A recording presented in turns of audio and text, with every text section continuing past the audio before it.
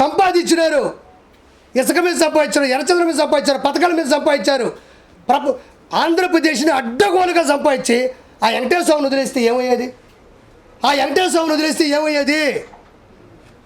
వెంకటేశ్వర స్వామి మిమ్మల్ని వదలడు.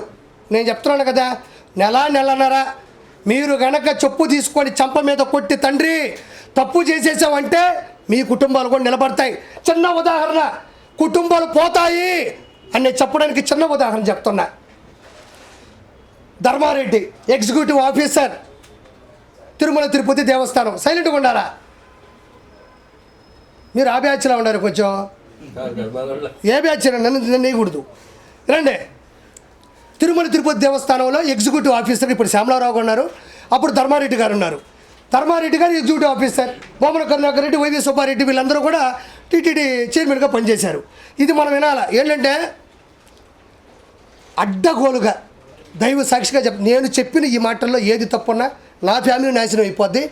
కోరుకోండి, ప్రజలు కోరుకోండి. ఆర్పీ తప్పు చెప్పుంటే ఆర్పీ ఫ్యామిలీ ఈజ్ గాన్. లేదంటే దాంట్లో భాగస్వామి అని ప్రతి ఒక్కడి ఫ్యామిలీలు అవుట్. కానీ దానికి ఒక చెప్పాను, మీరు చెప్పుతో కొట్టుకోండి, చంపల మీద చేత్తో కొట్టుకుంటే అవ్వదు. చెప్పుతో కొట్టుకొని పసుపు నీళ్ళతో కడిగి ఇంట్లో దండం పెట్టుకొని పూజలు చేస్తే ఓకే. ధర్మారెడ్డి ఈయన బొమ్మన కరుణాకర్ రెడ్డి, వైవి సుబ్బారెడ్డికి, జగన్మోహన్ రెడ్డికి పక్కా బ్రోకరు. పైన ఈవోగా ఉంటూ లోకల్గా కొండ మీద జరిగే ప్రతి దాన్ని కూడా పూర్తిగా ముందుకు తీసుకెళ్ళి నాశనం చేసింది ఇతను కొడుక్కి పెళ్ళి కుదిరి ఎంగేజ్మెంట్ అయింది. ఈయన అధికారంలో ఉన్నప్పుడు కట్ చేస్తే ఒక మానసిక వ్యాధి వచ్చింది.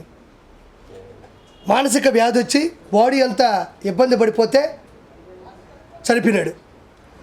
ధర్మారెడ్డి కొడుకు చనిపోయినాడు. ఎవరి కొడుకైనా మామూలుగా చనిపోతారు. ధర్మారెడ్డి కొడుకు చనిపోవడం అనేది ఇక్కడ ప్రత్యేకత. ధర్మారెడ్డి కొడుకు ఎందుకు చచ్చిపోయాడంటే ధర్మంగా లేడు కాబట్టి చచ్చిపోయాడు. ధర్మారెడ్డి కొడుకు ధర్మంగా లేడు. ధర్మారెడ్డి కొడుకు కాదు, ధర్మారెడ్డి ధర్మంగా లేకపోవడం వల్ల కొడుకు కొట్టింది. అది ఇక్కడ ఇంకో పాయింట్ మనం ప్రత్యేకంగా తీసుకోవాల్సింది ఏంటంటే ధర్మారెడ్డి కొడుకు చనిపోయినాడు.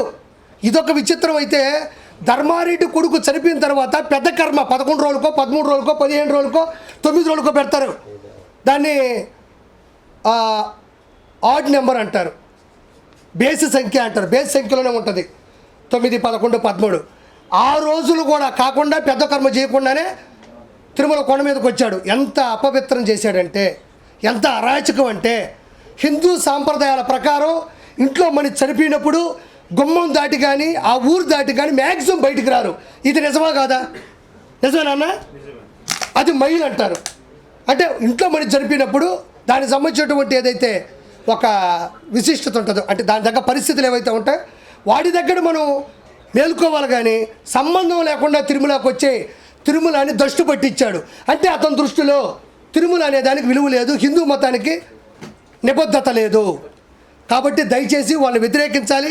ఈ పొన్నవోలు సుధాకర్ రెడ్డి లాంటి వాళ్ళని ఎక్కడ దొరికితే అక్కడ చెప్పు తీసుకొని కొట్టాల్సిందిగా మనస్ఫూర్తిగా కోరుకుంటున్నాను. ఇక్కడ ఒక మంచి ఉద్దేశం మీకు చెప్తున్నా. నేను ఏదైనా మర్చిపోతే మీరు అడగండి, ఎందుకంటే తప్పుగా అనుకోవద్దు. ఎందుకంటే ఇది జనాలకు తెలియాలి కాబట్టి. మూర్తి గారితో కూడా అదే రిక్వెస్ట్ చేశా. ఈయన మన అన్న మ్యూజిక్ డైరెక్టర్, సంగీత దర్శకులు షకీల్ ఆయన పేరు. చాలా సినిమాలు చేశారు. గంధర్వ, దర్జా, రనౌంటు, ఇలా ఇప్పుడు భవిష్యత్తులో మంచి సినిమాలు చేస్తున్నాడు. కష్టం, ఇక్కడ కూడా ఎదగాలంటే చాలా కష్టం, పోతా ఉన్నాడు ముందుకి. అలాంటి వ్యక్తి మీకు చెప్పాల్సింది ఏంటంటే, మెయిన్గా ఈయన ఒక ముస్లిం, షకీల్ బాయ్. వీళ్ళ తమ్ముడి పేరు షమ్ము షేర్. ఇక్కడ గౌరవించాల్సింది ఏంటంటే, ఇతను చేసుకుంది వీళ్ళ ఆవిడ సింగర్, ప్రముఖ సింగర్ నేహా. ఆవిడ ఒక హిందువు, ఈయన ఒక ముస్లిం. ఇప్పుడు నేను ఈ బొట్టు పెట్టుకుంది కూడా వీళ్ళింట్లోనే. ఇది చాలా గొప్ప విషయం. ఇప్పుడు దాకా నేను చెప్పిందంతా ఒక ఎత్తు అయితే, నేను ఇప్పుడు ఈ బొట్టు పెట్టుకొని ఆ వెంకటేశ్వర స్వామిని దండం పెట్టుకొని వచ్చింది వీళ్ళింట్లోనే. ఇతను ఒక ముస్లిం, వీళ్ళ వైఫ్ పేరు నేహా, పక్కా హిందువు. ఈ ఇంట్లో రెండు ఉంటాయి, ఓ పక్కది ఉంటుంది, ఓ పక్కది ఉంటాయి. ఈయన బిర్యానీ వాళ్ళు తెగ తింటారు, ఆవిడ చేసే చేపల కూర ఈయన తింటాడు. ఇద్దరు కలిసి ఈరోజు హ్యాపీగా ఉన్నారు, ఏ గొడవ లేదు. నేనే దానికి ప్రథమ సాక్షి. నేనే రోజు వీళ్ళ ఇంటికి వస్తూ ఉంటా, కనబడతా ఉంటా. అంత నాకు సన్నిహితుడు, ప్రముఖ. అంటే అందులో నెల్లూరు కూడా, నెల్లూరు అవడం వల్లనే కాదు, నాకు తెలుసు కాబట్టి చెప్తున్నా. ఈయన కూడా ఈ ప్రెస్ మీట్ పెడుతున్నా అన్నప్పుడు భావోద్వేగానికి గుర్తయ్యి గూజ్ బంప్స్ అయ్యి నాకు ఒళ్ళంతా చౌట్లు పట్టేస్తున్నాయి అన్నాడు. అంటే ఒక ముస్లిం నేను ముస్లింని పదే పదే నొక్కుతున్నానంటే ఏదో తక్కువ అని కాదు స్వామి. ఆయనది ఒక మతం, మనది ఒక మతం, వీళ్ళది ఒక మతం. ఈ మతం మనల్ని ఇంత సపోర్ట్ చేస్తున్నప్పుడు ఈ మతానికి ఏం దొమ్మ? ఈ మతానికి ఏమి తలకాయ నొప్పా? నేను అందరినీ అండవులే, కొంతమందిని అంటున్నా. అమాయకమైన క్రిస్టియన్ మతస్థులు కూడా ఉన్నారు, అమాయకమైన క్రిస్టియన్ మతస్థులు ఉన్నారు. కూలి పనికి పోయి కుటుంబాన్ని గడుపుకోవడానికి కూడా నాకు మతం వద్దురా బాబు, నేను ఎవరి దగ్గరైనా పని చేస్తానని చెప్పే నిరుపేద క్రిస్టియన్స్ కూడా ఉన్నారు. వాళ్ళు ఇవేం పడుచుకోరు. అహంకారం బట్టి జంతువులు కొవ్వు పట్టిన కొంతమంది మాత్రం ఇలా ప్రవర్తిస్తారు. కాబట్టి షకీల్ గారు కూడా ఈయన చెప్పే మాట చాలా అమూల్యమైంది. లక్ష్మీపార్వతి గారు మాట్లాడుతూ హిందూ దేవుళ్ళని కూడా చంద్రబాబు నాయుడు తన ప్రచారం కోసం వాడుతున్నారు, స్వయం వెంకటేశ్వర స్వామినే తన ప్రచారం కోసం పబ్లిసిటీ కోసం వాడుతున్నారని చెప్పాలి. అవును, వచ్చిన రిపోర్ట్స్ కూడా అన్ని ఫేక్, వాళ్ళు సొంతంగా క్రియేట్ చేసి పంపిస్తున్నారు అంటున్నారు. అన్నా నేను ఇంకొక మాట చెప్పా. ఇదేంటంటే అన్నేమంటాడంటే, లక్ష్మీపార్వతి ఉంది కదా, జగన్మోహన్ రెడ్డి చాలా మంచోడు అంట, చూసావా ఏడస్తుంది. అప్పటికప్పుడు శివుడు అని చూస్తుందో తెలియదు. నిజంగా యాక్టింగ్ అలా. అసలు మీకు క్వశ్చన్ తెలుసా, ఎన్టీ రామారావు గారికి కూడా తెలియదు ఆయనకి మించిన ఆర్టిస్ట్ ఆయన పక్కన ఉందని. నిజంగా చెప్తాను, నేను అబద్ధం మాట్లాడడం వల్ల. ఎన్టీ రామారావు గారికి కూడా తెలియదు తన పక్కన తనకు మించిన ఆర్టిస్ట్ ఉందని చెప్పేసి. అన్నేమంటే అవన్నీ ఫేక్ డాక్యుమెంట్స్, దాన్ని చంద్రబాబు నాయుడు గారు వాడుకుంటారు, హిందూ దేవాలయాలు కూడా వాడుకుంటారు అంటున్నారు. నేను అదే ఇందా చెప్పింది.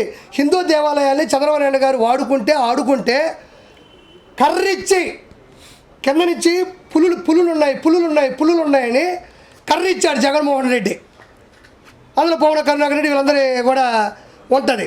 నేను ఒకటే మాట చెప్తున్నా జగన్మోహన్ రెడ్డికి, అన్నడికి దానికి చిన్న లీడ్ ఇస్తున్నా. అది అబద్ధం కాదా? పులులు వస్తున్నాయని కర్ర కూడా అబద్ధం కాదా? అక్కడ యూట్యూబ్లో అన్నీ చెప్పినట్టు అంటే కర్ర ఏదైతే ఇచ్చారో అది అబద్ధం అని అనడానికి కూడా రీజన్ లేదు. ఎందుకంటే చేతిలో కర్ర పట్టుకొని స్టిక్కర్ వేశారు. దాని తర్వాత పైన జరిగిన ప్రతి అవినీతిని ప్రపంచంలో ఉన్న ప్రతి హిందువు చూశాడు. అవి చూసిన తర్వాత లడ్డూలో కొవ్వు ఉందంటే నమ్మకుండా ఎందుకు పోతారయ్యా? పులి వస్తుందంటే కర్ర ఇచ్చారయ్యా, 10 రూపాయల కర్ర, మళ్ళీ దానికి కూడా 10. అది కూడా ఏది? శేషాచల అడవుల్లో ఎర్రచందనం కొట్టేటప్పుడు అనేటప్పుడు కొన్ని కర్రలు ఇరిగిపోతాయి. ఆ కర్రలే అవి కూడా. వాటి మళ్ళీ స్టిక్కర్ అన్న.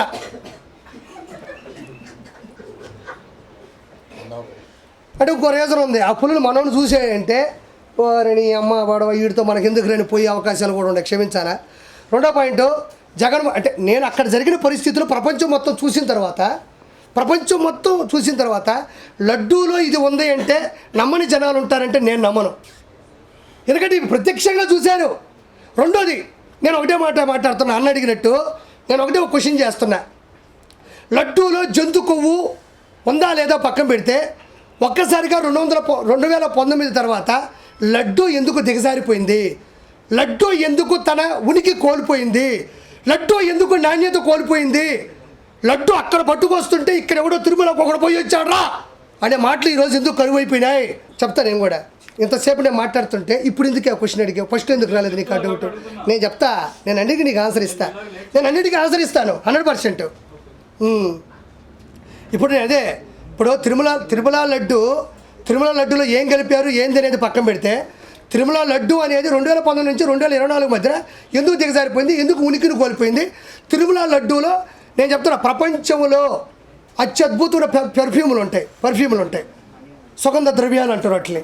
వాటన్నిటిని కలిపినా కూడా తిరుమల లడ్డుకు వచ్చినంత సువాసన ఎక్కడా రాదు. ఆ సువాసన ఎందుకు కోల్పోయింది అంటున్నాను నేను. ఒక్కసారిగా 2019 నుంచి ఎందుకు కోల్పోయింది? ఎందుకు విచ్ఛిన్నం అయిపోయింది? ఎందుకు బద్దలైపోయింది? ఎందుకు పొడిబారిపోయింది? ఎందుకు నాణ్యత తగ్గిపోయింది?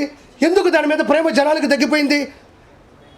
మా ఇంటికి లడ్డులు తీసుకొని వస్తే మా పక్కన ఉండే అపార్ట్మెంట్ వాళ్ళందరూ కూడా, ఆర్పి గారు మీరు అబద్ధం చెప్పాకండి, మీరు నిజాయితీ పనులు అనుకున్నావు, మీరు ఇక్కడెక్కడో లడ్డులు తీసుకొచ్చి మాకెందుకు ఇస్తున్నారని ఎందుకన్నారు?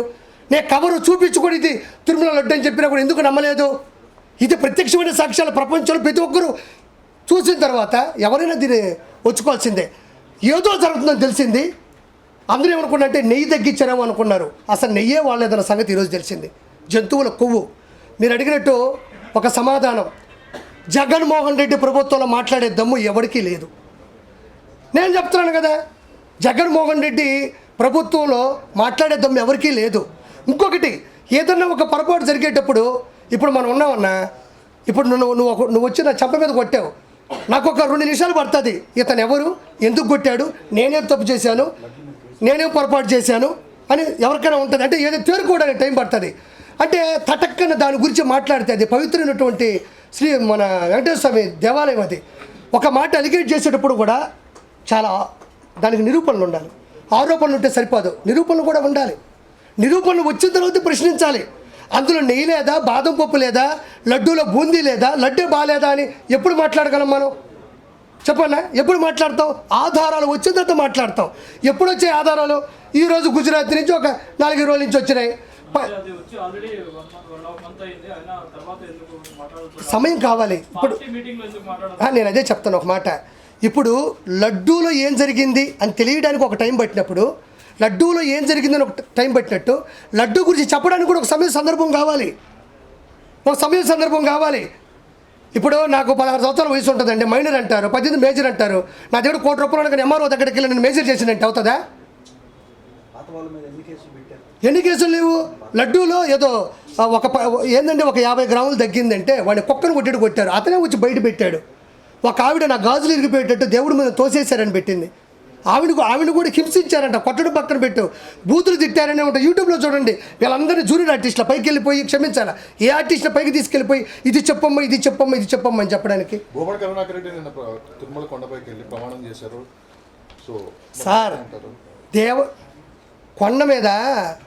కొండ మీద ఉన్న లడ్డునే చెడగొట్టిన వాళ్ళు, కొండ మీద గోవిందనామ స్మరణాలే రాకుండా చేసిన వాళ్ళు, కొండ మీద భక్తుల్ని హింసించిన వాళ్ళు, కొండ మీద భక్తుల యొక్క మనోభావాన్ని దెబ్బతీసిన వాళ్ళు, 150 నాశనాలు చేసి ఈరోజు వెళ్ళిపోయి నేనే తప్పు చేయలేదు టకటకటక గంట కొడితే అయిపోద్దా? 160 తప్పులున్నాయి. 160 తప్పులున్నాయి. 1, 2, 3 కాదు, పైన మద్యం తాగారన్న. నేను ఈరోజు కాదు, నేను ఆ రోజే చెప్పాను. మద్యం తాగారు, మాంసాహారం తిన్నారని నేను ఆ రోజే చెప్పా. ఎప్పుడో వాళ్ళు అంతంత పెద్ద తప్పులే చేసిన వాళ్ళు ఈరోజు వెంకటేశ్వర ముందుకు వచ్చి గడగడగడ వాళ్ళు దేనికి బాధపడరండి, దేనికి భయపడరు. హీఈస్ అన్ క్రిస్టియన్స్. నేను చెప్తున్నాను, వాళ్ళు అన్యమతస్థులు, వాళ్ళు క్రిస్టియన్స్.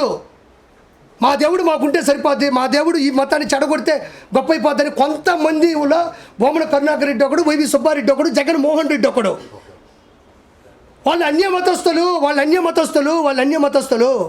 నా దగ్గర నేను ఒక బోర్డు మెంబర్ గాను లేదా చైర్మన్ గాను నువ్వు పెట్టు, నా ప్రాణం పోగొట్టుకొని అక్కడక్కడ ఒక రాయి ఉంటే తల బద్దలు కొట్టుకొని చచ్చిపోతాను తప్ప నేను వచ్చేసి వ్యాపారం చేస్తే ఒక్కొక్క పేపర్ మీద ఒక్కొక్క టికెట్ మీద 100 దర్శనాలు, 150 దర్శనాలు, 250 దర్శనాలు ఇవన్నీ బయటకు వచ్చినాయి కదా, అధికారికంగా బయటకు వచ్చినాయి.